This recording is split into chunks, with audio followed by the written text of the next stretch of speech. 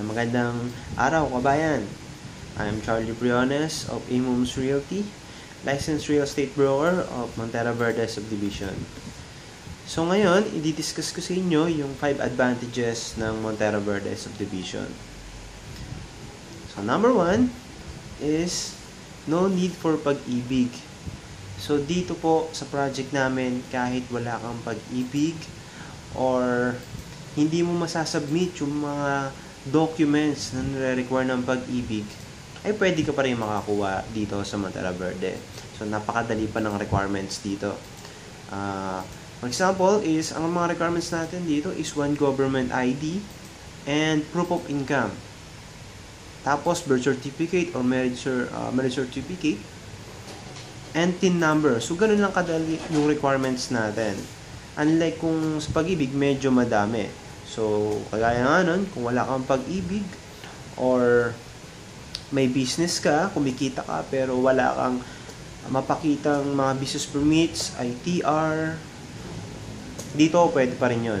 So, napakadali. No need for pag-ibig, sure approve ang loan. So, yun yung number 1 advantage ng Montera Verde Subdivision dito sa Tanza, Cavite. Number 2 is yung location. Ayan. Napakaganda ng location ng Montera Verde. Bakit? Dahil along Tanza 13 Road. Along service road lang po ito. Imaginin po ninyo yung subdivision is paglabas po ninyo, nandun na po yung service road. Doon na po dumadaan yung jeep going to SM Rosario, Pure Gold Tanza, and pwede rin po sa 13. So, labas lang po kayo ng subdivision. No need na mag-tricycle dahil along service road lang to. Tapos, sakay na kayo ng jeep going to Pure Gold Tanza. Then, kung pupunta kayo ng Manila, sakay na kayo ng bus going to Baclaran or Loton. So, napakaganda ng location po along service road. No need na mag-tricycle. So, ang laki po ng matitipid ninyo sa tricycle. Imagine, let's say 20 to 50 pesos a day po ang matitipid nyo sa pamasahe sa tricycle kung dito po kayo sa Montera Verde titira. Ayan. At isa po sa mga advantage ng location is, imagine po ninyo, may Alphamart sa tapat mismo ng subdivision and may 7-Eleven. So kung ayaw nyo bumili sa 7-Eleven, pwede kayo sa Alphamart. And meron din tayong Talipapa malapit doon. So, napakaganda po ng location. May mga other businesses din po doon sa area. So, napaka-convenient para sa mga home buyers natin sa Montera Verde. So, pangatlo is yung bahay. Yung house area po kasi natin dito sa Montera Verde is 46.60 square meter. So, provision po ito ng 3 rooms.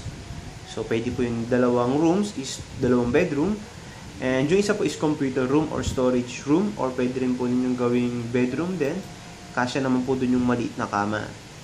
So, may kita po ninyo dito sa page natin yung layout na pwede nyong gayahin para sa bahay natin dito sa Montera Verde. So, pang-apat po na advantage ng Montera Verde Subdivision is no move-in fees. So, dito po wala po kayong babayaran na other charges. And hindi po kayo masyashock dito pag lilipat na kayo na may kailangan kayong bayaran na 10,000 para lang makalipat. So, dito po, no move-in fees, no other charges. Ayan. So, panglimang advantage po dito sa Montera Verde is free Meralco and water installation. So, dito po, libre na ang pagpapakabit ng Meralco at saka ng water installation. And 5 years real property tax. So, imagine po nyo, almost 5,000 din yung matitipid ninyo sa amilyar. And sa installation po, almost is 10,000 din po ang worth yan sa Meralco and water. So, almost 15,000 po natipid ninyo. So, yun po yung mga advantages ng Montera Verde Subdivision.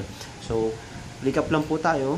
First advantage, yung sure approve po ang loan ninyo. No need for pag-ibig. And napakadali ng requirements. Pangalawa, location along Tanza 13 Road, Service Road. So, very accessible, very convenient. May 7-Eleven, Alphamart, Talipapa, and other businesses sa labas ng subdivision. Pangatlo is yung house area natin. Yung bahay natin mismo is provision for 3 rooms.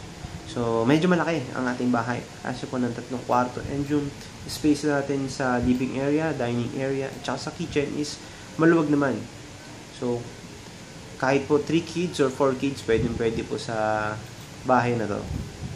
Pang-apat is yung ating move-in fees. Wala po tayong other charges. And pang-lima is free Meralco and water installation and 5 years Amelia.